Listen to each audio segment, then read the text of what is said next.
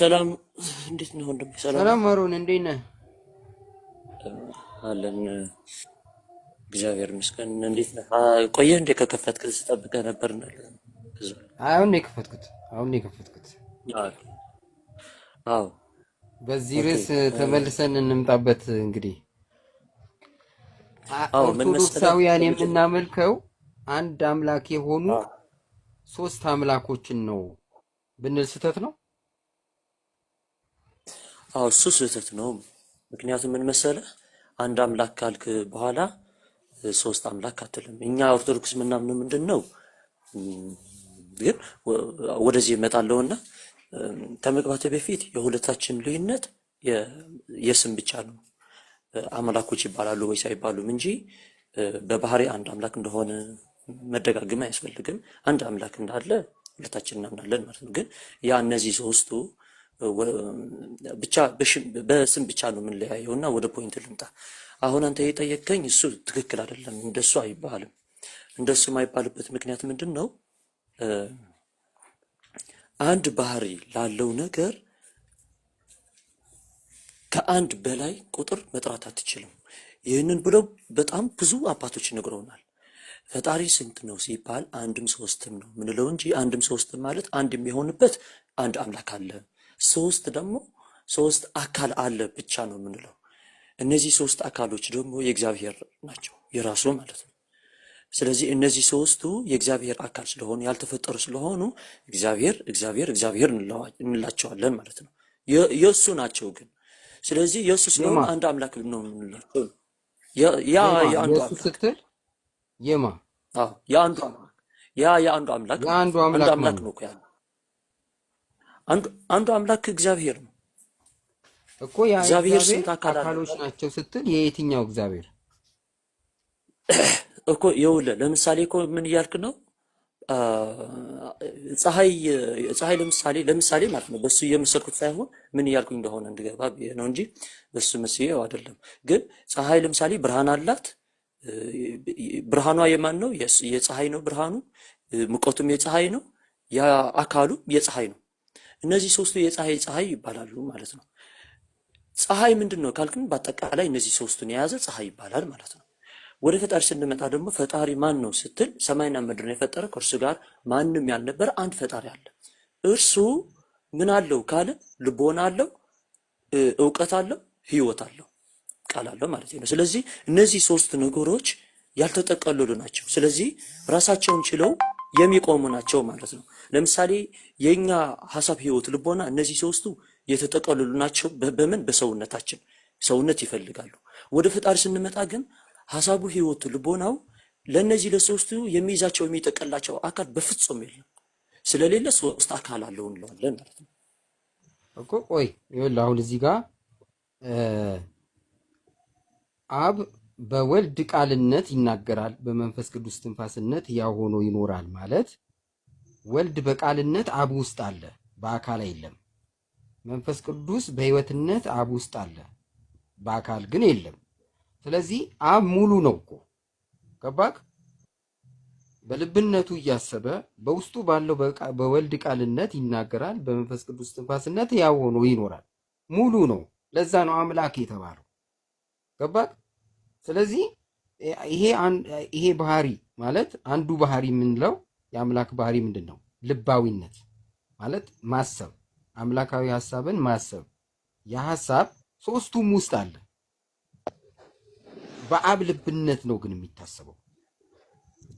በአንዱ በአምላክ በአብ ልብነት ይታሰባል። ያ ሐሳብ ግን ሶስቱም ያውቁታል። ለምን? የአምላክ ልብ ሶስቱም ውስጥ ስላለ። ገብቶሃል አሁን? ስለዚህ እያንዳንዳቸው ውስጥ የአምላክ ልብ አለ ማለት ነው።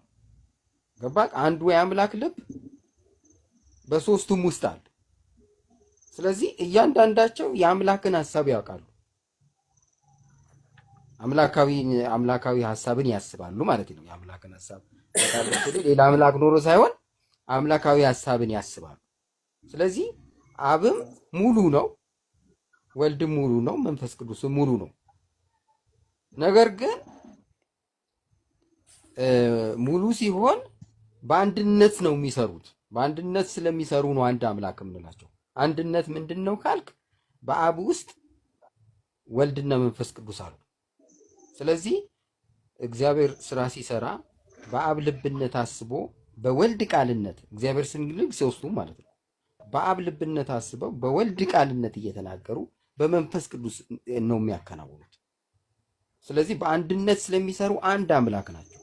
እያንዳንዳቸውም ደግሞ ሙሉ ስለሆኑ እና አካል ስላላቸው አምላክ ናቸው። ስለዚህ አሁን በአንድነት ስለሚሰሩ በስልጣን እኩል ስለሆኑ ነው አንድ አምላክ የምንለው እንጂ እያንዳንዳቸው አምላክ ስላልሆኑ አይደለም። ማለትም ሙሉ ስላልሆኑ አይደለም። አሁን ትልቁ ችግር እዚህ ጋር ነው የምለው። አካል ብቻ ነው ካልክ የሚፈጠረው ምን መሰለክ አሮን፣ አካል ብቻ ናቸው ካልክ ሙሉ አይደሉም። አንዱ አካል ማንኛውም ነገር የማድረግ አቅም የለውም ወደ ማለት ነው። አምላክ ነው ብለህ ካመንክ ስለዚህ ሙሉ የሆነ አምላክ ነው አብ፣ ወልድም ሙሉ ነው፣ መንፈስ ቅዱስም ሙሉ ነው። ሙሉ የሆነው ግን በአብና አብና ወልድ መንፈስ ቅዱስ ውስጥ ስላሉ ነው። ያ የታወቀ ነው። ኦኬ አሁን ምን መሰለው ወንድሜ፣ እዚህ ላይ በጣም አጭር እንትን ነው የሚያስፈልገውና ምን መሰለህ እነዚህ ሶስት ለምሳሌ አብ ወልድ መንፈስ ቅዱስ አንድ ልብ ነው ያላቸው። አንዲት ህይወት፣ አንዲት ሀሳብ፣ አንዲት ልቦና ነው ያላቸው ማለት ነው። ስለዚህ ሶስት አካል ስላላቸው ሶስት ባህሪ አላቸው ወይንስ የላቸውም ካልን ሁለታችን የምንስማማ ምንድን ነው? አይደለም ነው። አንድ ባህሪ ነው ያለው። አንድ ባህሪ ስላለ አንድ አምላክ ነው። አንዴ እኮ ገባኝ። አሁን እኮ ይኸውልህ አንድ አምላክ እንዳንምታብና አሁን እናንተ እኮ የምንጣላው የቱ ጋር መሰለህ?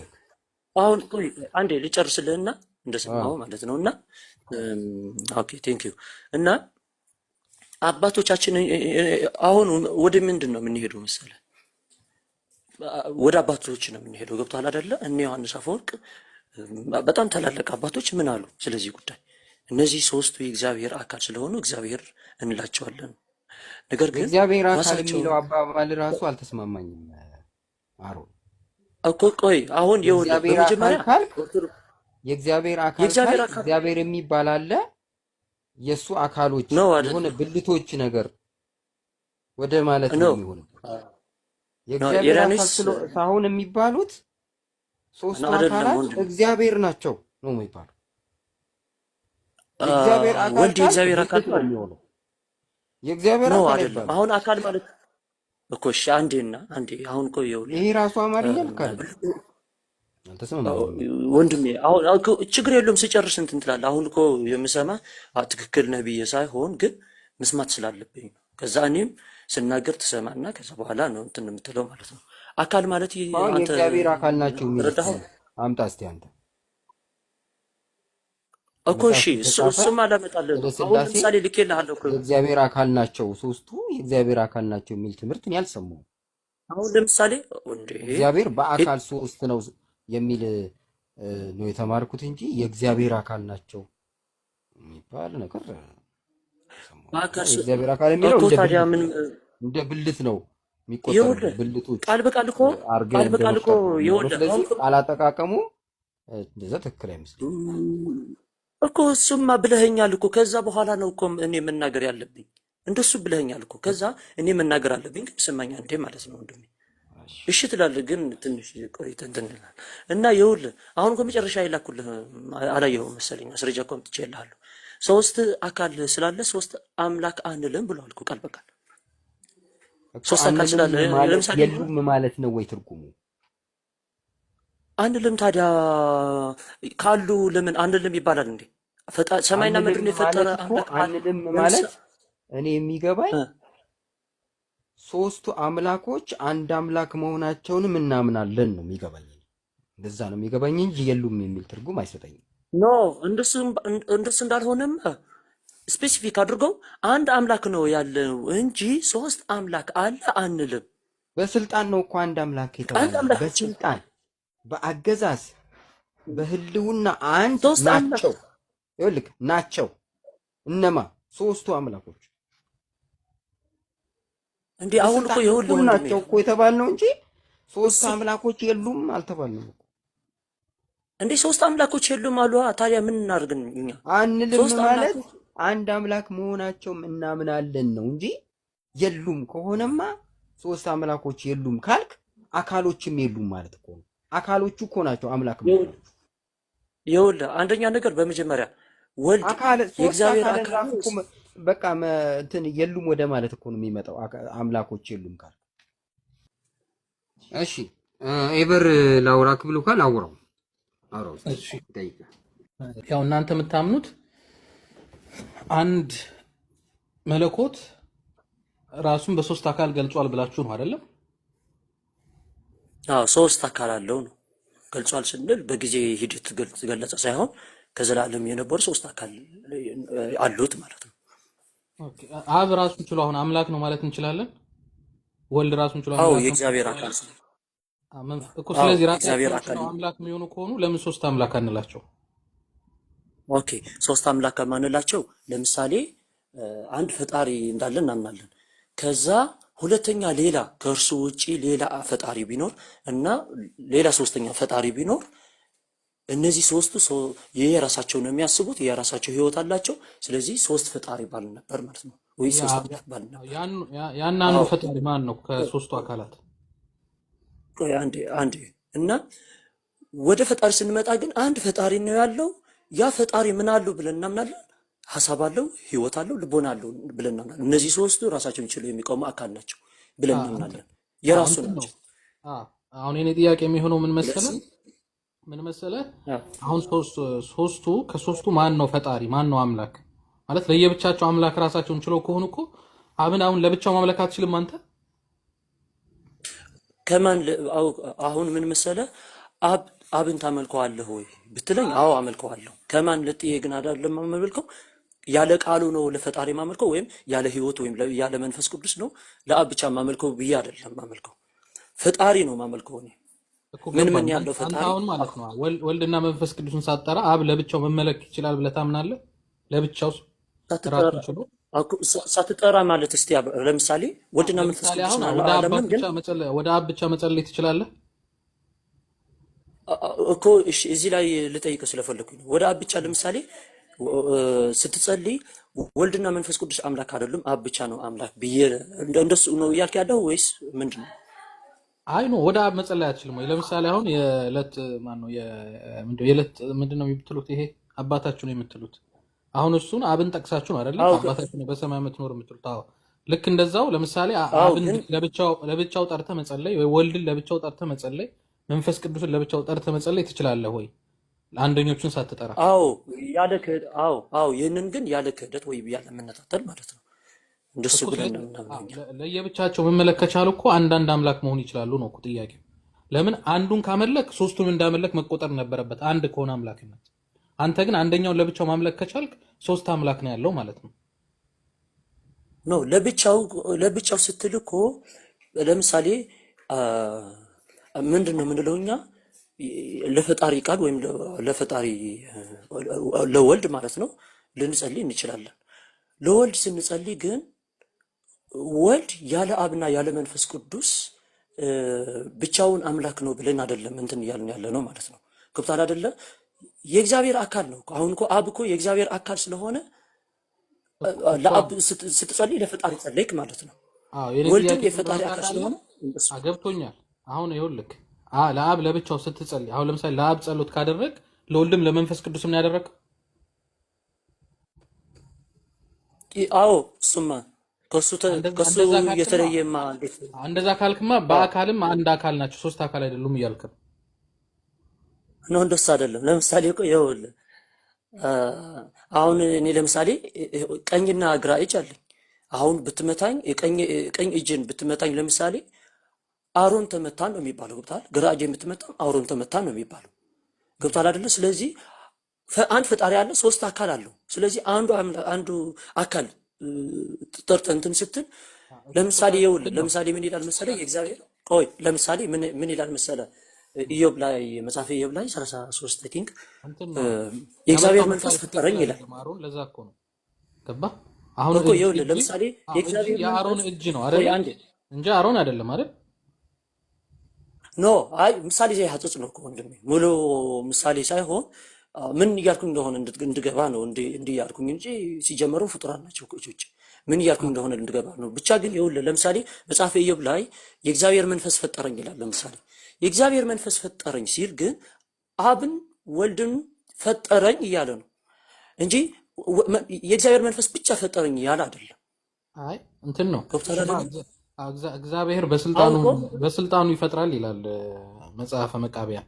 ስለዚህ በስልጣኑ የሚባል ሌላ አንድ አካል አለ ማለት ነው? አይደለም። እነዚህ ሶስቱ በኃይሉ ፈጠረኝ የሚለውን ነው የሚያስይዘና እኮ እንደሱ እንደሆነማ ይኸውልህ ለምሳሌ ነገሩን ሁሉ በጊዜው ውብ አደረገ ይላል መጽሐፈ ምሳሌ ላይ።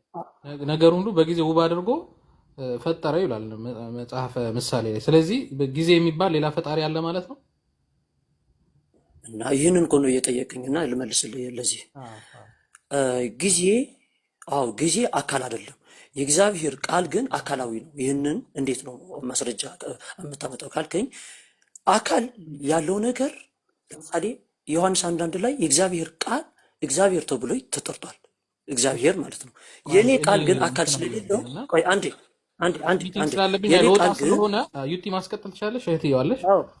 አዎ ለምሳሌ አንተ ያንተ ቃል ለምሳሌ ይኸውልህ የኔ ቃል አካል የለውም። ስለዚህ አሮን ብለህ አትጠራውም፣ አካል ስለሌለው። የፈጣሪ ቃል ግን አካል ስላለው እግዚአብሔር ተብሏል። ሁሉ በእርሱ ሆነ ተብሎለታል ቃሉ ማለት ነው። ስለዚህ አካል አለው። ከዩቲ ጋር ቀጥልሽ። አንዴ እኔ ሚቲንግ ስላለብኝ ልውጣ። እሺ፣ እውነተኛው አመሰግናለሁ። እመለሳለሁ ሌላ ጊዜ። አሮን ቴንክ ዩ። አልጨረስኩም። ከዩቲ ጋር ጨርሰዋል። ኤቨር አመሰግናለሁ። ቴንክ ዩ ዩቲ። እሺ ጠይቂው። በእናንተ ጥያቄ እኛ እንማማራለን። ዞሮ ሰላም ነው። እኔንም መጠየቅ ትችላለሽ፣ አሮንንም መጠየቅ ትችላለሽ። እሺ ሰላም እንዴት እኔ የምልሽ የስላሴን ጽንሰ ሐሳብ አጠር አድርገህ ንገረኝ። ጽንሰ ሐሳቡን እሺ፣ ሳታስረዝም ስላሴ ስትል ጽንሰ ሐሳቡ ምንድን ነው? እሺ አንድ አምላክ አለ። ያ አንዱ አምላክ ሶስት አካል አለው ማለት ነው። አንድ አምላክ ሶስት አካል። አዎ በቃ መለስክልኝ። እንደዛ ብሎ ማን ነው እንደዛ ብሎ የሚያምን ነብይ አለ ካለፉት ነብያቶች? አንድ አምላክ በሶስት አካል ተገለጸ ብሎ? አዎ አሉ።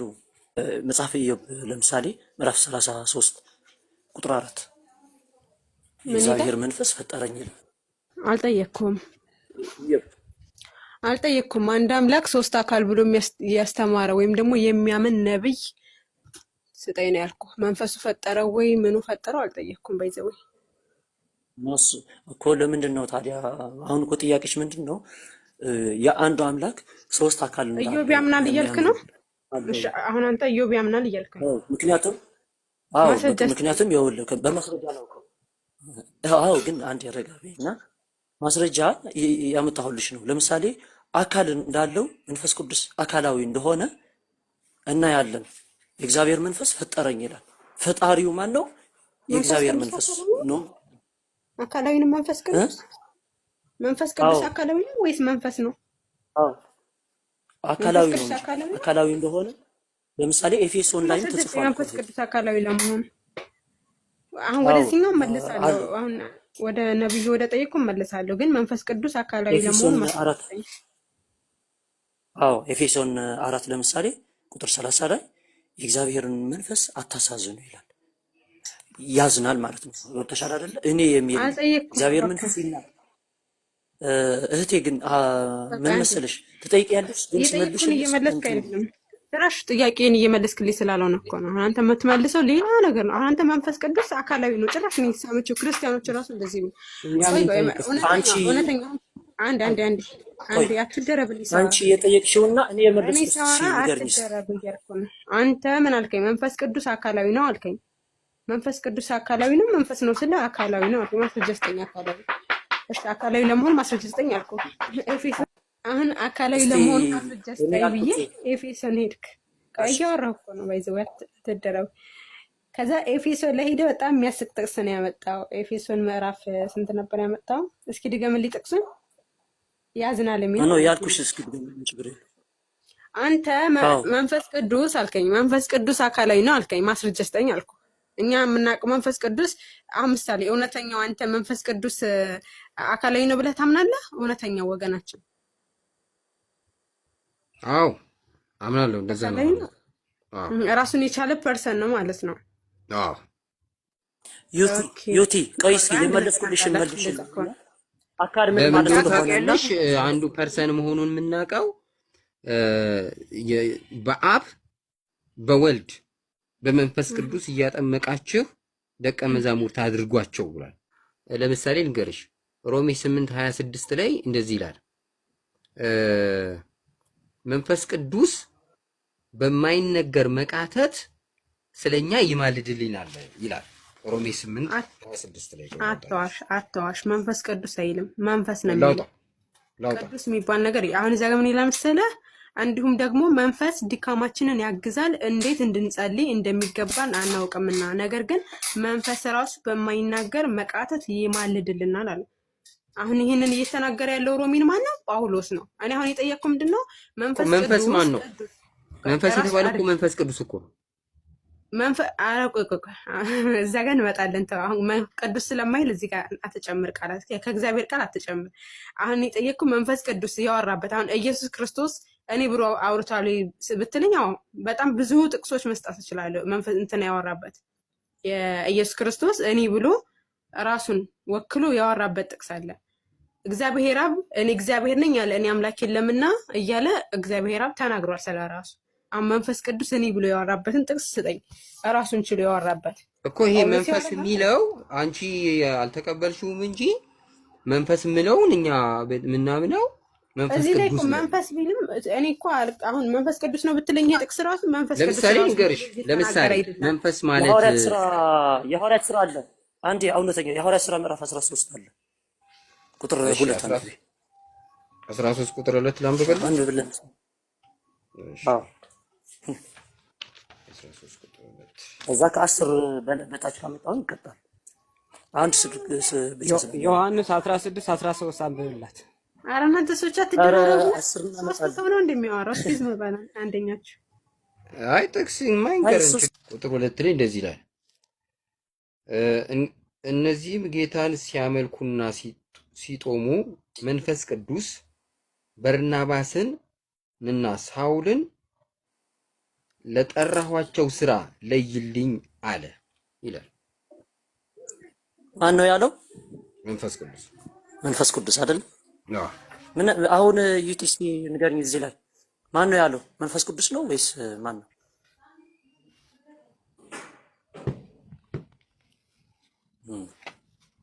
ዩቲ እየሰማሽ ነው? ተሰማሽ? ያነበብኩትን ሰማሽ? መንፈስ ቅዱስ ተናግሯል። ተናግሯል። ጎበዝሽ፣ አመሰግናለሁ። አሁን አንተ መንፈስ ቅዱስ ራሱን የቻለ ፐርሰን ከሆነ እኔ ብሎ መናገር የሚችል አካል ከሆነ ስለዚህ ራሱን ችሎ ይመለካል ማለት ነው፣ ከወልድና ከአብ ተለይቶ። ኖ ለይተን እንትን አንለውማ። ለምሳሌ አንቺ እኮ የአላህ ቃል ለይቼ ከአላህ ለይቼ አመልከዋለሁ ትያለሽ እንዴ? ስለዚህ እግዚአብሔር የራሱ አካል ጥያቄ ሲኖረው ወደዛ ትመጣለህ። ቆይ ስለማይገጥም ጭራሽ መንገዳችን ራሱ የተለያየ ስለሆነ ማለት ነው። አሁን አንተ ምን ታደርጋለህ መሰለህ? ጥያቄ ጠየቅኩ ምንድነው ስላሴን የሰበከ ነብይ ነው መጀመሪያ የጠየቅኩ። ከዛ ስለ መንፈስ ቅዱስ አነሳ ጠየቅኩ፣ መለስክልኝ። ጎበዝ። አሁን አንተ ስላሴን የሰበከ ነብይ እንደጠቀስልኝ እኮ እሺ፣ ኢዮብ አልኩሽ። ለምሳሌ አካላዊ እንደሆነ ፈጣሪ እንደሆነ አንድ አካል ጠራኝ። አረ መንፈስ ቅዱስ የታለ? የኢዮብን ጥቅስ አልሰጣኝም እኮ ባይዘው። ኢዮብ ስንት? ኢዮብ አንደኛ ነገር ይኸውልሽ፣ ኢዮብ 33:4 አልኩሽ እኮ በመጀመሪያ አንድ አምላክ በሶስት አካል ተገለጠ ይላል። ኢዮብ 33 ትንቢተ መጽሐፈ ኢዮብ። ይኸውልሽ ስላሴን የሚያምን ነቢይ ካለ እስኪ በመጽሐፍ ቅዱስ አስረዳኝ ነው አይደለ ጥያቄሽ? ስለዚህ አንድ አምላክ ሶስት አካል እንዳለው የሚያምን መጽሐፈ ኢዮብ 33 ነው ያልከው? አዎ ቁጥር 4 የእግዚአብሔር መንፈስ ፈጠረኝ፣ ሁሉን የሚችል የአምላክ እስትንፋስ ሕይወት ሰጠኛል። እዚህ ጋር ሶስት መሆናቸው ምንድን ነው የሚያሳየው? አይደለም። ቆይ አንድ ብቻ እኮ አይደለም። መጽሐፍ ቅዱስ በሙሉ ነው እንትን የምንለውና አንድ አካል ቆይ እዚህ አይደለም ዮሐንስ ላይ አንድ ጥቅስ ለቅመህ ማቴዎስ ላይ አንድ ጥቅስ ከዛ ማገጣጠም አይሰራም እንደዚህ። እሺ እንደዚህ ሳይሆን በአንድነት አሁን መጽሐፍ ቅዱስ ኢዮብ ላይ ስታመጣ ሶስትነትና አንድነታቸውን የሚገልጽ መሆን አለበት። ገብቶሃል? እንደዛ ነው። እዚህ ላይ የምንስማማው ነገር አለ። አይ በብሉይ ኪዳን እኮ አንድ አምላክ ቆይ አንዴ በብሉይ ኪዳን እኮ አንድ አምላክ ሶስት አካል እንዳለው የሚያስረዳ አለ። ግን እኔ በአንድ ጥቅስ ነው የፈለኩት። በዚህ ጥያቄ ነው ያዘው አይደለ? ለዛ እኔም ይሄንን ላንቺ እንደማያስረዳ እኔ መጣው ጥቅስ እኮ አያሳይም። አረና አለ አኔ ስማ ልንገር እዚህ ጋር ቁጭ ብለህ አንዴ ቆይ አሁን አንተ አውርተሃል አውራ እዚህ ጋር ስታወራ እኔ መጽሐፍ ቅዱስ ሳላቅ አይደለም ቁጭ ብዬ አንተ ጋር ማወራው በደንብ ነው የማውቀው። እሺ ስለዚህ ምን ታደርጋለህ መሰለህ? ማቴዎስ ላይ አንድ ጥቅስ ለቅመህ ዮሐንስ ላይ አንድ ጥቅስ ለቅመህ ልታገጣጥመው ልታስተካክለው አስችልም በፍጹም። ምን ታደርጋለህ መሰለህ? ሶስትነትና አንድነታቸውን እየሰበከ አንድ ነብይ አምጣሁን። ኦኬ እሺ አንዴ ስሚኝ፣ እኔ ደግሞ እየነገርኩሽ ያለሁት ማለት ነው እኛ መጽሐፍ ቅዱስ በሙላት ነው የምንቀበለው። ከዛ ደግሞ ከብሉይ ኪዳን ይኸውልሽ ከብሉይ ኪዳን አንድ አምላክ ሶስት አካል እንዳለው ተጽፏል በተለያየ ቦታ ማለት ነው። ስለዚህ ከተጻፈ አይ አልቀበልም ይህንን አልሽ አሁን። ስለዚህ ግልጽ እየመሰከርሽ ነው ማለት ነው። በአንድ ብቻ መቀበል ለመቀበል አይደለም። ምኑንም ያሳየው አሁን ካሰጥተኝ ላይ የእግዚአብሔር መንፈስ ፈጠረኝ አለ። አሁንስ አንዴ አወራኩን መደረብ ጥሩ አይደለም። እኔ ሳወራ መደረብ ጥሩ አይደለም። አልቀበልም አልሽ አትበለኛ። ያመጣ ጥቅስ ሲመስል አልቀበልም አልሽ አትበለኝ። አሁን ጥቅስ አላመጣህም እኮ ጭራሽ አላመጣህም። እሺ አሁን የሶስቱንም በአንድ ላይ ስለፈለገች የሶስቱን በአንድ ላይ አንድ ጥቅስ አለ። ምን ይላል? እግዚአብሔርና መንፈሱ ልከውኛል ብሎ ጌታ በትንቢት ተነግሯል። ስለዚህ ሶስቱን በአንዴ እዚህ ጋር ነው እውነተኛ። አሁን እንግዲህ ልከውኛል ብለው ያስቀመጡልህ አማርኛው ላይ ሄደህ ስታየው ግሪክ እንትኑ ላይ የብራይስተኛው ላይ ልኮኛል ነው የሚለው። ኦኬ ልኮኛል ሻልሃኒ እና ሻልሃ ይለያያል። እሺ ይሄን ማወቅ አለብህ። አማርኛው ላይ ቢሆን እኮ ችግር የለውም። ና ስማ፣ ቀድመን ብያለሁ መሰለህ ኢዮብ ላይ ስትሄድ አንዴ ስማኝ። ኢዮብ ላይ ስትሄድ ያ መንፈስ ቅዱስን እዛ ላይ አምጥተህ ሌላ ቦታ ደግሞ አብና ወልድን ልትፈልግ አትችልም። አንድ ቦታ ላይ በአንድነት በሶስትነት አንድነቱ በሶስትነት የተገለጠ ካለ አሳይ ብያለሁ። አሁንም አትልፋ ባይዘው ኢዮብ ላይ ሌላ ነገር አንድ ነገር አሳይተህ እዚህ አንድ ልታስተካክለው አትሞክር። እሺ ቀጥል። ኦኬ ቴንክ ዩ። አሁን እያመንሽ ይመስለኛል። ምንድነው ያመንሽው? በተለያየ ቦታ ሶስት አካል እንዳለው ፈጣሪ ሶስት አካል እንዳለው ነገር ግን አንድ አምላክ እንደሚባል በተለያየ ቦታ እንደማመጣ ስለምታውቂ ነው። አይ በተለያየ ቦታ አታምጣ እያልሽ ያለሽ። ስለዚህ አሁን በጠይቅ ምንድነው? ቆይ አንዴ እኔ ሶስታቸው አንድ ክሊር ሰጥ እንደዚህ ብለሽ ላልከኝ ነገር ልናገር ደግሞ አሁን አንተ ምን አልከኝ? እኔ ያላልኩን አልክ። ሶስት ነገር አምጥቼ አንድ እንደሆነ ስለገባሽ ነው አልከኝ። እኔ እኮ የጠየቅኩ ሶስት አካል እንዳለ አይደለም። ሶስት አካል አለ ኦሬዲ። መንፈስ ቅዱስ አለ፣ አብ አለ፣ ወልድ አለ። እናንተ ብላችሁ የምታምኑት ሶስት አካል ነው። እኔ አካላቸውን አልጠየቅኩም። ባይዘው እነዚህ ሶስት አካል ብላችሁ የምታምኗቸው አካላቶች አንድ አምላክ ለመሆናቸው ማስረጃ ስጠኝ። አንድ አምላክ ሶስታቸው አንድ አምላክ ለመሆናቸው ነው እንጂ እዛ ሄደህ እኮ ወልድም ልታሳይ ትችላለህ። ወልድ አካል ነው፣ አካል አለው ራሱን የቻለ። መንፈስ ቅዱስ ራሱን የቻለ አካል ማንነት አለው። አብም እንደዛው። እኔ ይሄን አልጠየቅኩም በፍጹም።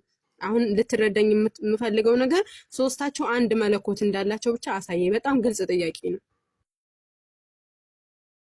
ኦኬ በመጀመሪያ የጠየቅሽው አንድ አምላክ ሶስት አካል እንዳለው ነበር ያልሽው። ከዛ ሶስት አካል እንዳለማ አዎ ታመጣለህ አልሽ።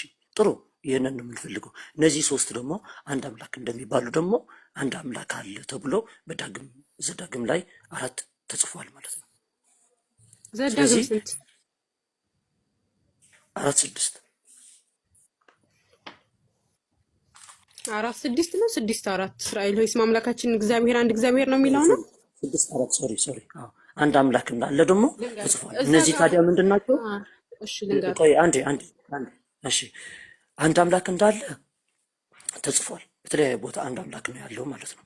ከዛ እነዚህ ሶስት ደግሞ የማን ካልን የራሱ የአንዱ አምላክ አካል እንደሆነ እናያለን። ለምሳሌ ይብላል የእግዚአብሔር መንፈስ ፈጠረኝ ይላል። ለምሳሌ አይደለ አንድ አካል ይዛለን። ምሳሌ 8 ላይ ደግሞ የእግዚአብሔር ጥበብ ፈጠረ ይላል። የእግዚአብሔር ጥበብ። ስለዚህ ጥበብ የሚባል አምላክ አለ። አ እና ታዲያ አዎ ቃል ነው እኮ ታዲያ። አዎ ጥበብ ወልድ የሚባል ማለት ነው አምላክ አለ። ጥበብ የሚባል አምላክ አለ። ይኸውልሽ ታዲያ ታዲያ እግዚአብሔር ወልድ በማስተዋሉ ፈጠረ ይላል። ማስተዋል የሚባል አምላክ አለ። አዎ እዚህ ላይ እግዚአብሔር ነው በኃይሉ ያልኩት። ፈጠረ ይላል። ኃይል የሚባል አምላክ አለ። በቃ አሁን ይሄንን አንተ ነው እኮ ጥያቄሽ እንዴ? ጠየቅሽኝ እኮ ልመልስልሽ።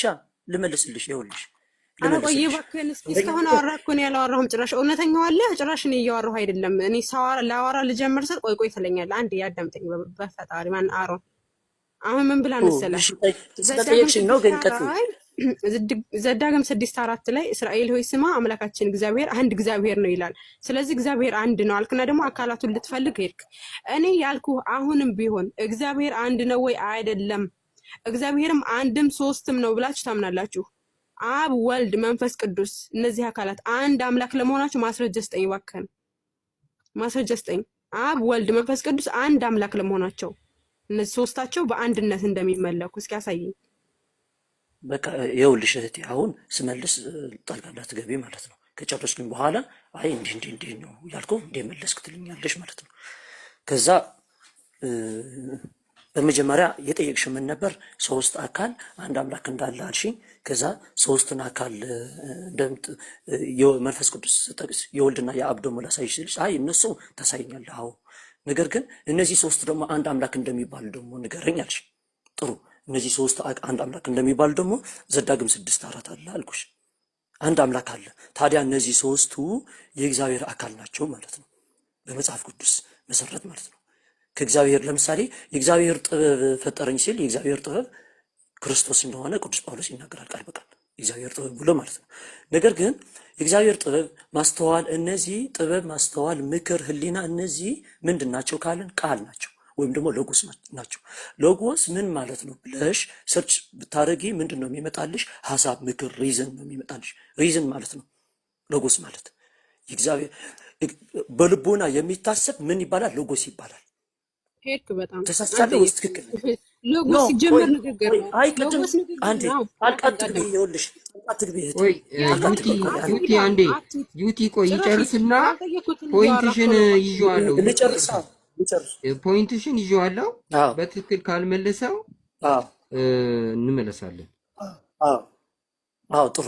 አሁን እንደው እውነተኛው አለ የተሰማ ነበርና የእግዚአብሔር ጥበብ ስል እንዴ እግዚአብሔር ጥበብ እግዚአብሔር ነው። እሺ በማስተዋል ፈጠረ ይላል። ስለዚህ ማስተዋል ጥበብ እግዚአብሔር ነው እንዴ ስትል ነበር። እነዚህ በአጠቃላይ ምን ይባላሉ? ቃል ነው የሚባሉት። አሁን ሄደሽ ሰርች ማድረግ ትችላለሽ። ሎጎስ ማለት ምን ማለት ነው? ጌታችን ክርስቶስ ሎጎስ ነው ብለን እናምናለን። የእግዚአብሔር ሎጎስ ማለት ነው። ሎጎስ ማለት ደግሞ ሪዝን ማለት ነው። ሪዝን ማለት ምን ማለት ነው? አቢሊቲ ኦፍ ቱ እንድታስብ የሚያደርግ ነገር ማለት ነው። በልቦና የሚታሰብ ነገር ጥበብ ይሆናል፣ ምክር ይሆናል፣ ህሊና። እነዚህ ነገሮች በልቦና የሚታሰቡ ቃል ተብሎ ነው የሚጠሩት፣ ወይም ሎጎስ ተብሎ ነው የሚጠሩት። ማስረጃ አለኝ። አሁን ሰርች ማድረግ ትችላለሽ ያልኩሽ ማለት ነው። ስለዚህ አንድ አካል አለ እዚህ ላይ ቃል የሚባል አብም አለ፣ መንፈስ ቅዱስም አለ። እነዚህ ሶስት አማልክት ናቸው ወይንስ አንድ አምላክ ወደሚል ስንመጣ ደግሞ ዘዳግም ላይ ተጽፏል። አንድ አምላክ ናቸው። አንድ አምላክ ብቻ ነው ያለው። ስለዚህ እነዚህ ሶስቱ አንድ አምላክ መሆኑ ፐብሊክ ኪዳን ብቻ አሁን ኪዳን አሁን እሷ የፈለገችው መሰለክ ሶስት አካሎች አንድ አምላክ ተብለው የተመለኩበትን የፈለገችው እሱን አምጣለት።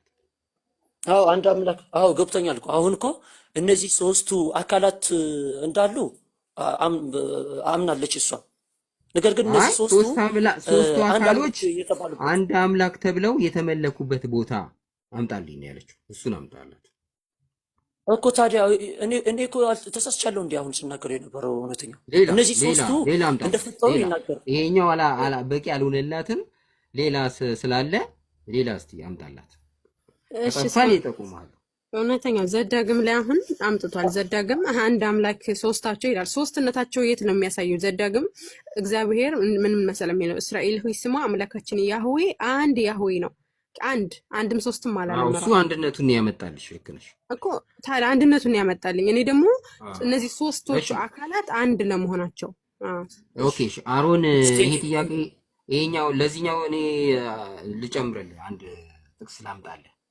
እሺ አሁን ዩቲ የጠየቅሽው ጥያቄ ሶስት አካሎች አንድ አምላክ ተብሎ የተመለኩበት የተጠሩበት ቦታዎች አሉ። ለምሳሌ እግዚአብሔር ለአብርሃም ተገለጠለት ይላል። የተገለጠለት ግን ሶስት ሰዎች ሆኖ ነው የተገለጠለት። ስለዚህ እግዚአብሔር አንዱ እግዚአብሔር ሶስት አካል እንዳለው በዚህ ታውቂያለሽ። እንደገና ደግሞ ዘፍጥረት 1:26 ራሱ እግዚአብሔር ከአንድ በላይ እንደሆነ ይነግርሻል። ሶስት ባይሆንም ማለት ነው። ዘፍጥረት 11 ያመጣቸውን ጥቅስ ነው እውነተኛው የአብርሃሙ ስላሴ የምትላቸውን መጀመሪያ እዛ ጋር የመጡት ሶስት ሰዎች ማን ናቸው የሚለው ማለት ነው። ኦኬ እዛ ጋር አብ ሰው ምስል የተገለጠው እነዛ ሶስት ሰዎች ስላሴ ናቸው። ስላሴ ናቸው። ኦኬ ስላሴ ሰው ናቸው ማለት ነው። ሰው መስለው መጡ። ስላሴ ሰው መስለው መጡ። ስላሴ ለመሆናቸው እነዛ ሶስት ሰዎች ምንድነው ማስረጃ? እግዚአብሔር ተገለጠለት ነው የሚለው እኮ። እግዚአብሔር ተገለጠለት እንጂ እነዛ ሶስት ሰዎች ስላሴ መሆናቸውን አያሳይም እኮ። እግዚአብሔር ተባሉ እኮ ሶስቱ ሰዎች አላለም። ቆይ ክፍል ላሳይ። ላውጣልሽ። 18 በቀትርም ጊዜ እርሱ በድንኳን ተቀምጦ ሳለ እግዚአብሔር በመምሬ የአድባር ዛፍ ተገለጠለት። እግዚአብሔር ነው የተገለጠው። አይኑን አንስቶ አነሳና ሶስት ሰዎች በፊቱ ቆመው አየ። አንዱ እግዚአብሔር ሶስት ሰዎች ሆኖ ነው የታየው። ሶስት ሰዎች ሆኖ ነው የመጣው። ከዛስ ባያቸውም ጊዜ ሊቀበላቸው በድንኳን ደጃፍ ተነስቶ ሮጠ፣ ወደ ምድርም ሰገደ፣ እንዲህም አለ አቤቱ። አየሽ፣ አቤቱ የሚለው ሶስቱን ሰዎች እኮ አምላኬ ማለት ነው። አቤቱ ስለዚህ እግዚአብሔር ሞገስ አግኝቼ እንደሆን ብሎ አሳብን ስለያስቀምጥና ጠይቃለሁ። ሶስቱን አምላኮች አቤቱ ብሎ በአንድ ይጠራቸዋል። አንድ አምላክም ስለሆኑ። እሺ ስላሴ ሰው ናቸው ብለኛል። እነዛ ሶስት ስላሴ እኔ እኮ ሲጀመር እግዚአብሔር ነው መጡ ነው ያልኩሽ። እሺ ጎበዝ፣ እግዚአብሔር ሰው ይሆናል? እግዚአብሔር እኮ በፈለገው መልኩ ለአንቺ ለፍጥረቱ ይገለጻል። በተለይ ስለዚህ አብ ሰው ሆኗል ማለት ነው። መስሎ ነው የመጣው። ሰው መስሎ አይልም። ሶስት ሰዎች ተገልጠው አየ ነው እንጂ የሚለው መስሎ አይልም። እዛ ጋር ሲጀመር መላእክቶች ናቸው። መላእክቶች ለመሆናቸው እኔ እሰጣለሁ ማስረጃ። እነዛ እንደውም ሶስቱ ሰዎች ልንገርህ፣ ሁለቱ ወደ ሉጥ ቤት አቅንተው እንደበሉ ራሱ ይናገራል። ልንገርህ ምን መሰለ የሚለው በቀትርም ጊዜ እርሱ በድንኳኑ ደጃፍ ተቀምጦ ሳለ እግዚአብሔር በመምሬ አድባር ዛፍ ተገለጠለት አለ። አይኑንም አነሳና እነሆ ሶስት ሰዎች በፊቱ ቆሙ አየ። ባያቸውም ጊዜ ሊቀበላቸው ከድንኳኑ ደጃፍ ተነስቶ ሮጠ፣ ወደ ምድርም ሰገደ፣ እንዲህም አለ። ኦኬ እዚህ ጋር አሁን ሶስት ሰዎች የተባሉት አብ፣ ወልድ፣ መንፈስ ቅዱስ ለመሆናቸው ምንድነው ማስረጃ? እግዚአብሔር አለ ነው ሶስት ሰዎች እንጂ አብ፣ ወልድ፣ መንፈስ ቅዱስ። እግዚአብሔር ስትል አብ፣ ወልድ፣ መንፈስ ቅዱስ ማለት ነው። እግዚአብሔር ማለት ሲጀመር የብሔር ገዥ ማለት እንጂ አይደለም። የብሔር ገዥ ማለት እንጂ አይደለም። ቆይ እግዚአብሔር የሚለው ትርጉም አብ፣ ወልድ፣ መንፈስ ቅዱስ አይደለም። ራሱ ለምሳሌ እንደ አገባቡ ይለያያል።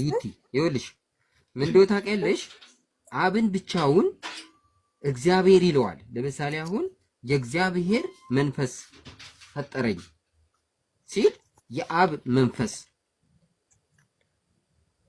ማለት ነው። እግዚአብሔርና መንፈሱ ልከውኛል ሲል እንዳገባቡ ይለያያል። አብና መንፈስ ቅዱስ ወልድን ላኩት ማለት ነው። እንዳገባቡ ይለያያል። አሁን እዚህ ጋር ሶስቱ አንድ እግዚአብሔር ተብለው ነው ተጠሩ። እሺ እኔ ልንገርህ ማን እንደሆነ። እዛ ጋር መላእክት የሚለው ገልብጦ መረዳት አግባብ አይደለም። እግዚአብሔር በመላክ አምሳልም ሶስት አለ። እውነተኛው ዘጸአት 3 ምን ይላል መሰለህ?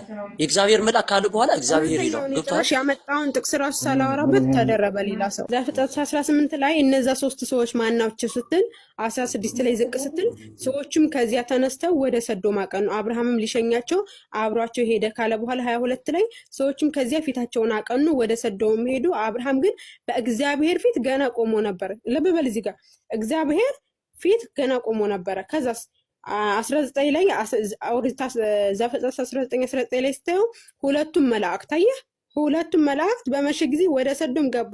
እነዛ ያቀኑት አካላቶች ሰው የተባሉት መላእክት ናቸው። ልንገረ ሁለቱም መላእክት በመሸ ጊዜ ወደ ሰዶም ገቡ። ሎጥም በሰዶም በር ተቀምጦ ነበር። ሎጥም ባያቸው ጊዜ ሊቀበላቸው ተነሳ፣ ፊቱን ደፍቶ ወደ ምድር ሰገደ አላቸው። አየህ እዚህ ጋር እግዚአብሔር ማለት ነው። አንዴ ስለዚህ እግዚአብሔር ከአብርሃም ጋር ሲነጋገረ የነበረው በምንድነው? በሶስት ሰዎች ነው ማለት ነው። ሁለቱ ሲሄዱ ምን ቀረ? አንዱ ቀረ አይተናል። ከዛ ዘፍጥረት 19:10 ላይ እዛም ሁለቱም ሰዎች እጃቸውን ዘርግተው ሎጥን ወደ እነርሱ ዘንድ ወደ ቤት አገቡት፣ መዝጊያውንም ዘጉት። አየህ እዚህ ጋር ሰው የተባሉት ከላይ ምን ብለናል? ሁለቱ መላእክት ወደ ሎጥ ቤት ሄዱ ይላል። እነዚህ ሰው የተባሉት ምንድናቸው? መላእክት ናቸው ማለት ነው። ሁለቱም ሰዎች ሎጡን አሉት። አየህ መላእክት ሰው እያለ ነው ራሱ የሚገልጻቸው። ከዚህ ሌላ ማን አለ? አማችን ቢሆን ወንድ ልጅም ቢሆን ወይም ሴት ልጅ ብትሆን በከተማይቱ ያለን ሁሉ ከዚህ ስፍራ አስወጣቸው፣ እኛ ይህን ስፍራ እናጠፋለንና ጩኸታቸው በእግዚአብሔር ፊት ትልቅ ሆኗልና። ታዲያ እግዚአብሔር ሥላሴ ከሆነ በሶስት ሰው የተገለጸው በእግዚአብሔር ፊት የሚለው ራሱን እግዚአብሔር ነው ማለት ነው። እናጠፋውም ዘንድ እግዚአብሔር ሰዶናል። ልብ በሉ እንግዲህ እግዚአብሔር ሰዶናል። እግዚአብሔር ራሱ ነው እንደ እግዚአብሔር ሰዶናል የሚለው በአንተ አባባል ከሆነ ስለዚህ መላእክት ናቸው ነው የምልህ። መላእክት ናቸው እንዲሁም ሶስት ሰዎች የተባሉት፣ ስለዚህ ሰው የተባሉት ማለት ነው። ከዛ እግዚአብሔር ሰዶናል እያሉ የሚናገሩት ራሱ እራሳቸው ናቸው። ደግሞ በጣም የሚገርመው እነዛ ሰው የተባሉት በልተዋል፣ ጠጥተዋል።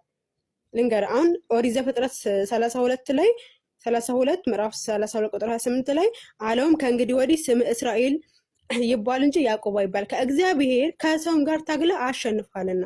እግዚአብሔር ከሰውም ጋር እቺኛዋን እንጨርሳት። ስለዚህ እንደዛ እያለ ይሄዳል ማለት ነው። ታዲያ አንተ መላእክት ሰው ይባላል እንዴ ካልከኝ፣ አዎ ሰው በደንብ ነው ሰው የሚባለው። ማን ገብርኤል አሁን ዘፍጥረት 18 ላይ እኔ ጨርሻለሁ። ባይዘው ሰው መላእክት ሰው ለመሆኑ ላሳይ ማስረጃና ዝም እላለሁ። እነዛ ሰዎች እንደውም ከአብርሃም ቤት የመጡት ሰዎች በልተዋል፣ ጠጥተዋል። እግዚአብሔር ዘፍጥረትን እንጨርስ ብዬ ነው ሌላ ጋር ሳትይ። ዘፍጥረት እኮ ነኝ እዛው እኮ ነኝ። አሁንም እኮ ዘፍጥረትን ጨርሽ።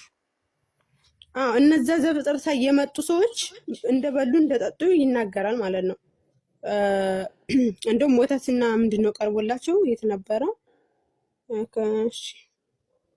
ችግር የለውም በሉ ይጠጡ ይላል። በሉ ጠጡ ይላል።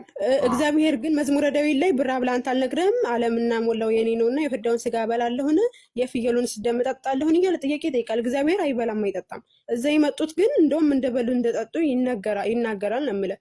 ታዲያ እነዚህ መላእክቶች መልአክ ሲጀመር ሰው ይባላል ወይ ካልከኝ፣ አዎ በደንብ ዳንኤል ላይ ገና በጸሎት ስናገር አስቀድሜ በራእይ አይቼ የነበረው ሰው ገብርኤል እነሆ እየበረረ መጣ፣ በማታም መጽዋት ጊዜ ዳሰሰኝ ይላል። መስዋዕት ጊዜ ዳስ። ስለዚህ ገብርኤል ምን ተብሏል? ሰው ተብሏልና መላእክት ሰዎች ይባላሉ። እዛ ጋር የመጡት መላእክቶች ናቸው ማለት ነው። ቀጥል። ይኸውልሽ አሁን እግዚአብሔር አይበላም አይጠጣም ካልሽው ልነሳና እግዚአብሔር መላእክትም አይበሉም አይጠጡም። በዛ ከሄድሽ መላእክት ስለማይበሉ ስለማይጠጡ አያስኬድሽ። ሲቀጥል ደግሞ ዘፍጥረት 18 ሙሉውን ስለ እግዚአብሔር ነው የሚያወራው እንጂ ስለ መላእክት ምንም የሚያወራው ነገር የለም። ስለዚህ ዘፍጥረት 19 ላይ ሁለት መላእክቶችን ልኮ ቢሆንም የምታውቂው ነገር የለም። አንድ ሁለተኛ እግዚአብሔር በሰው አምሳል ሶስት ሰዎች ሆኖ እንደተገለጸ ሁሉ ሶስት ሰዎች ሆኖ ሲገለጥ ግን እግዚአብሔር ተብሎ ነው የተገለጸው። እዛ ጋር ግን በሁለት መላእክት አምሳል እነዛ ሁለት መላእክት የተባሉት ራሳቸው እኮ መላእክት ተባሉ እንጂ ሰው መስለው ነው የገቡት። ቁጥር 12 ላይ ስታነቢ ሁለቱ ዘፍጥረት 19 ቁጥር 12 ስታነቢ ሰዎችም ሎጥን አሉት ይላል። ሁለቱ ሰዎችም ሎጥን አሉት ይላል። ስለዚህ መላእክት ተብለው የገቡት ሰዎች ናቸው እንጂ መላእክት ትክክለኛ መላእክት አይደለም የተገለጹለት፣ ሰው የሚመስሉ መላእክት ነው የተገለጹለት። ስለዚህ እግዚአብሔር መላእክትን መስሎ መላእክት ነኝ ብሎ መገለጽ መብት አለው። መስሎ መገለጥ ይችላል እንደ መላእክት። ስለዚህ ወይም ደግሞ መላእክትንም ልኮ ይሄን ጊዜና እሺ እሱን አንተ ትቀጥለዋለህ። ጥቅሱን ብቻ ልንገርህ። ጥቅሱን ብቻ አንተ ነው ጥቅሱን ብቻ ልንገርህና አንተ ትቀጥላለህ። አንተ ታብራራዋለህ፣ ችግር የለም። አንተ ብታብራራ። እሺ አንተ ብታብራራው ደስ ይለኛል። እውነተኛ አንድ ነገር ያልከው ቆይ ነገር ልጨርሳ። ይኸውልሽ ዩቲዬ ልጨርስ ልልሽ ሁለቱም መላእክት የሚለው ግዴታ ዘፍጥረት 18 ላይ ያሉት ዘፍጥረት 19 ላይ ያሉት መላእክት ናቸው አያስፈልግም። ገልብጦ መረዳት አያስፈልግም። ስለዚህ እግዚአብሔር በሰው አምሳል 3 ሰዎች ሆኖ እግዚአብሔር ሆኖ ነው የተገለጸው። እዚህ ጋር ደግሞ ዘፍጥረት 19 ላይ መላእክትን ሆኖም የመገለጽ አቅም አለው። ቅድም ወንድማችን እንደገለጸው በዛ በሐመልማል ውስጥ መልአኩ እግዚአብሔር ተብሎ ተገልጿል። ስለዚህ እዚህ ጋር መላእክት ተብሎ እግዚአብሔር በሁለት መላእክት መስሎ ይገለጻል። ሁለቱም መላእክትም ቢሆኑ ደግሞ ሰው መስሎ ነው የመጡት። ስለዚህ እንደዚህ ገልብጠን አንረዳም። ከመጀመሪያው ከላይ ነው እንጂ ተዋረድ ይዘሽ የምትከታዩ ከታች ወደ ላይ እንደዚህ ተገልብጦ አይነበብም። ይሄኛው ባይጥምሽ ራሱ ሌላ ቦታም ስላለ እንትን ማለት ይችላል። እሺ አሮን ያቺን ይጨምርና ትቀጥያለሽ። አንዷን ይናገር። እሺ ግን ያልከው ነገር አለ እውነተኛው እዛ ላይ እግዚአብሔር አንዴ እኔም ልናገር። አይ እንደዚህ ማቆና ጤር አይደለም። ራሱ የተናገረውና ለባብሱ ማለፍ ጥሩ አይደለም። ልንገርህ የተናገረው ነገር አለ ዩቲዬ ይኸውልሽ አንድ ሌላ ተጨማሪ ይሄን የሚያብራራልኝ ጨምርልሽና ማብራሪያው የኔንም ራሱ የሚጨምርልኝ እኮ ወደ ሌላ ጥቅስ የሚሄደው እዛ ላይ ስንስማማ ነው። አሁን አልተስማማንም እኮ እውነተኛው ምን ብላል መሰለህ? እኔ እዛ ጋር ሰው የተባሉት አካላቶች መላእክት ናቸው ብዬ ማስረጃ መጣሁልህ። አንተ ግን አብና ወልድ መንፈስ ቅዱስ ለመሆናቸው ራሱ ማስረጃ አልሰጠኝም እኮ። እኔ እኮ ማስረጃ ሰጠው። እነዛ ሁለት ሰዎች ወደ ሰዶም አቀኑ የተባሉት መላእክት ናቸው በጥቅስ አሳይቻለሁ። መላእክቶቹም እንደውም እንዳቀኑ ወደ ሉጥ ቤት እንደገቡ ከዛ 18 ላይ እርጎና ወተት ቀርቦላቸው እንደበሉ እንደጠጡ ኦኬ። እዛ ጋር ሰው የተባሉት እግዚአብሔር ተብሎ የተገለጸውን ሳታምኚ መላእክት የሚለውን ለማመን እግዚአብሔርማ ሶስቱ ቆይ ንገረኝ። መላእክት ሲሄዱ መላእክቱ ወደ ላይ ሲያቀኑ እኮ እግዚአብሔር ገና በአብርሃም ፊት ቆሞ ነበርኩ። እግዚአብሔር እኮ አላቀነም። ከዛ ወደ ሉጥ ቤት የገቡት መላእክት እንደው ምን አሉ መሰለ? እግዚአብሔር እንድናጠፋ ልኮናል አሉ። ልኮናል። ስለዚህ ስላሴ ነው ራሱ ነው እንዴ ልኮናል የሚለው? ራሱን በራሱ ነው ልኮናል የሚለው? ይሄ የማይመጣ ነገር ቀልድ ነው። ራሱ ልንገርህ። ግን መላእክቶች ልኮናል፣ እግዚአብሔር ይሄን እንትን እንድናጠፋ ልኮናል አሉ። ስለዚህ እነዛ ሶስት የተባሉት ሁለቱ መላእክቶች ናቸው። ሶስት የተባሉት በሰው አምሳል የተገለጡት አንቺ በተረዳሽው ነው። ትክክለኛው ወልድ መንፈስ ቅዱስ ለመሆናቸው ማስረጃ ስጠኝ አንተ። እነዛ ሰዎች እኔ መላእክት መሆናቸውን አሳይቻለሁ። አብ ወልድ መንፈስ ቅዱስ መሆናቸውን የነገረን ማን ነው? ኢየሱስ ነው። ኢየሱስ ምን ብሎ ነገረን? እግዚአብሔርን ያየው የለም በቅፉ ያለ አንድ ልጁ ተረከው። ምን ብሎ ተረከው? እኔ ያለው አባቴ ያለ መንፈስ ቅዱስ አለን በሶስታችን ስም እያጠመቃችሁ ደቀ መዛሙርት አድርጓቸው ብሎ ሶስቱም እኩል ስለሆኑ በስልጣን የማይበላለጡ የተካከሉ ስለሆኑ በሶስቱ ስም እያጠመቃችሁ የእግዚአብሔር ልጅ አድርጓቸው ብሎ ስማቸውን የነገረን ኢየሱስ ነው። ወላይ ጭራሽ ያልጠየቅኩን ሁሉ ነው የመለስከው። አሁን አንተ እንደውም ያመጣው ወጥመር ነው የሚያስገባ።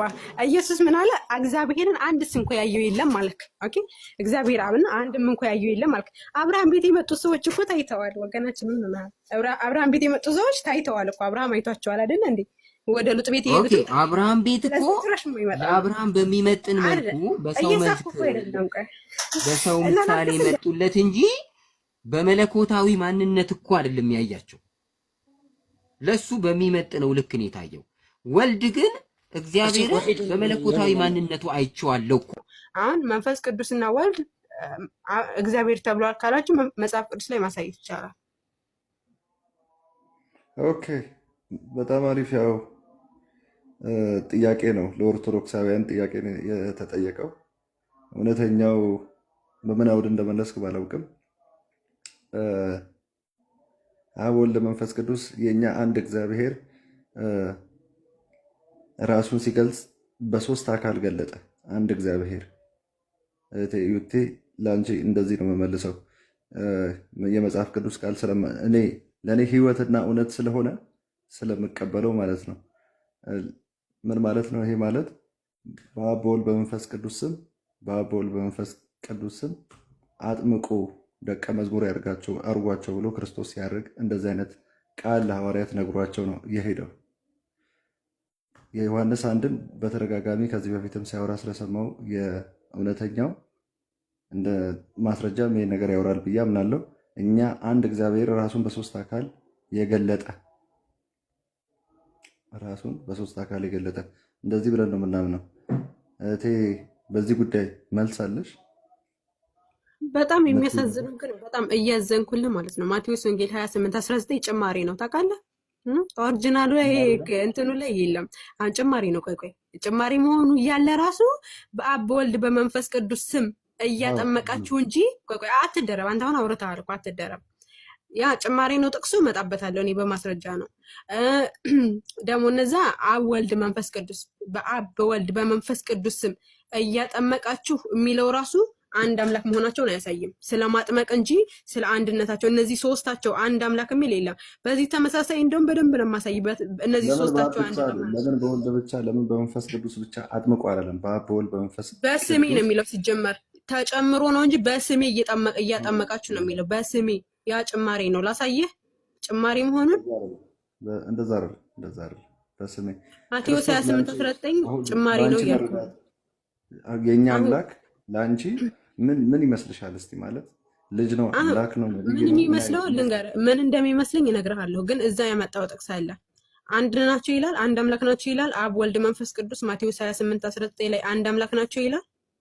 የኛ አምላክ ነው በአብ በወልድ በመንፈስ ቅዱስ ስም አጥምቋቸው ያለው። አልጠየቅኩም እኮ በአብ አጥምቆ አላለም፣ በወልድ አጥምቆ አላለም፣ በመንፈስ ቅዱስ አጥምቆ አላለም። በአብ በወልድ በመንፈስ ቅዱስ ስም እዛ ጋ አሳይሃለሁ አልኩኝ እኮ አሳይሃለሁ። በስሜ አጥምቁ እንዳለ ወልድና መንፈስ ቅዱስ ኋላ የተጨመሩ ማን ነው ልንገርህ።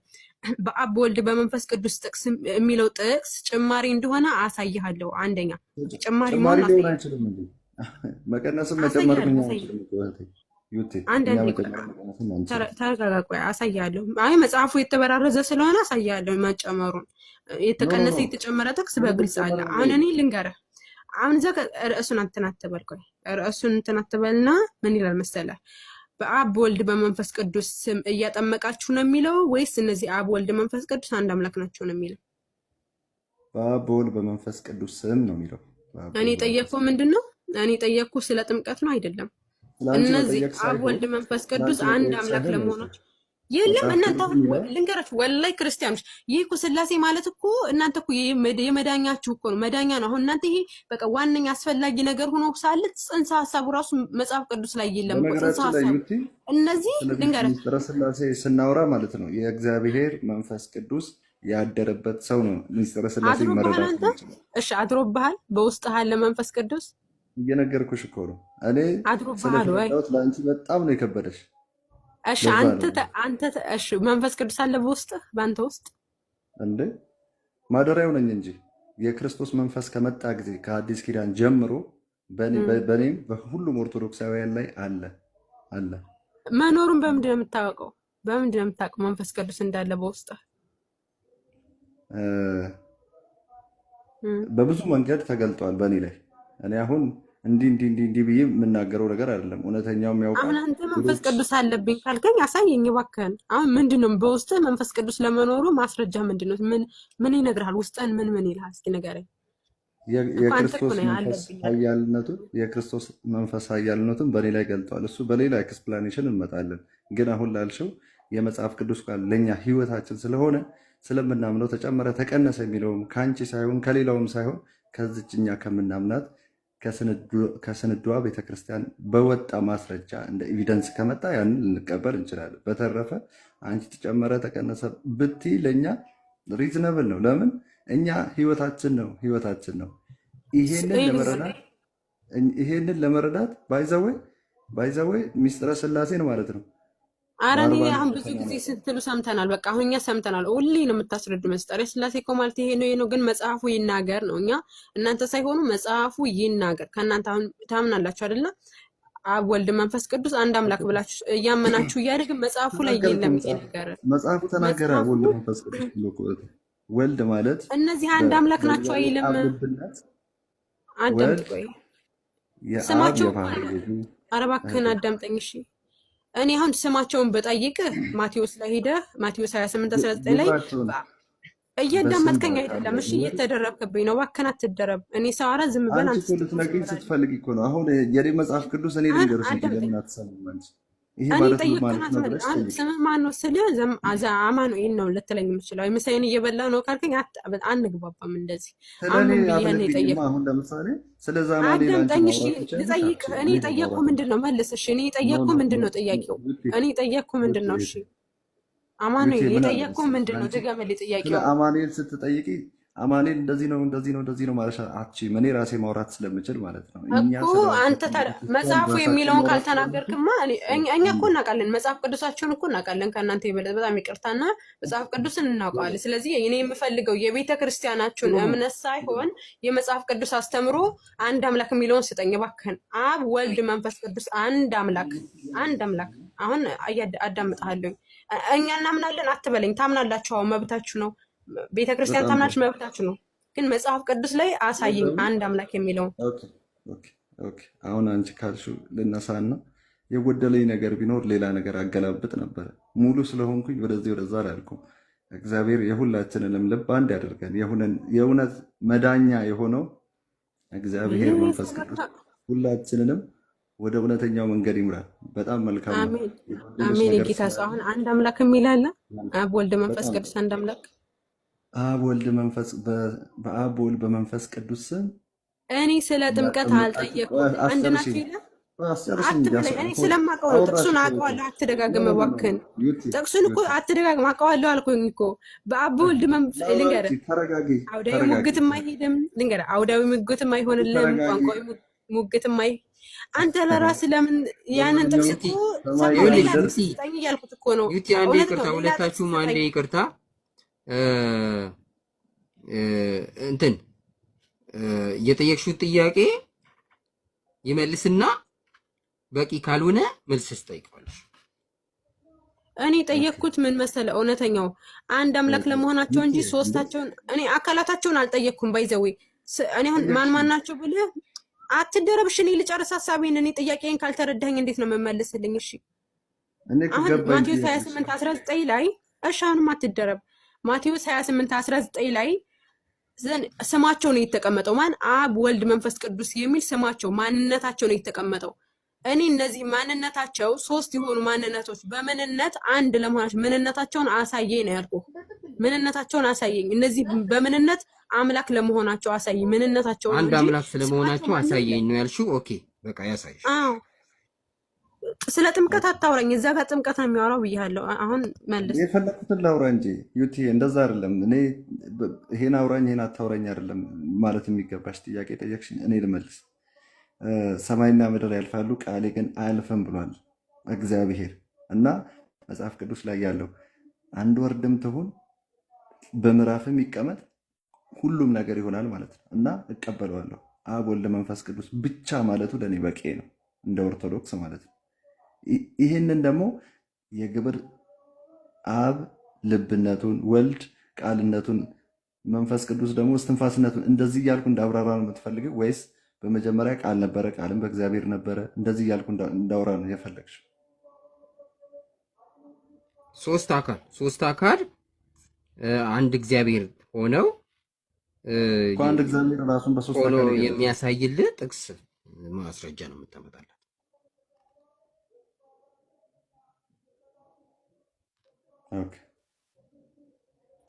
እስከዛ ማለት ነው እስከምታመጣ ድረስ እኔ ሲጀመር ይሄ ጥቅስ ማለት ነው ልንገርህ፣ አብዛኛው ሊቃውንት ምንድን ነው የሚለው? በአብዛኛው ሊቃውንት መሰረት ይሄ ጥቅስ ለኢየሱስ ክርስቶስ ንግግሩ ራሱ የኢየሱስ ክርስቶስ ንግግር አይደለም ነው የሚለው። እሺ፣ ሁለተኛ ደግሞ ጥቅሱ የተጨመረ ነው ተብሎ ነው የሚታመነው። የተጨመረ ለመሆን ማስረጃ ሰጣለሁኝ ራሱ።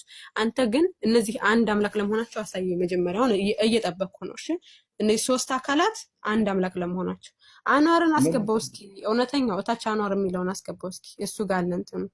ኤኒዌይ እኔ መልሼልሻለሁ። ሰማይና ምድር ያልፋሉ ቃሌ ግን አያልፍም ያለው እግዚአብሔር እሱ ራሱ የተናገረው ስለሆነ በአብ በወልድ በመንፈስ ቅዱስ ስም ስላለ እቀበለዋለሁ እህቴ። ስም አለ እንጂ አምላክ ናቸው ይላል። እሺ እኔ እኮ ስማቸው እኮ አብ ነው ወልድ መንፈስ ቅዱስ ስማቸው። አሁን መልሼልሻለሁ ብሏል።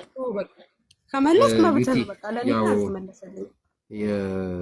መልሼልሻለሁ ካለ ላንቺ ባይስማማሽም መልሼልሻለሁ ካለ ምንም ማድረግ አይቻልም።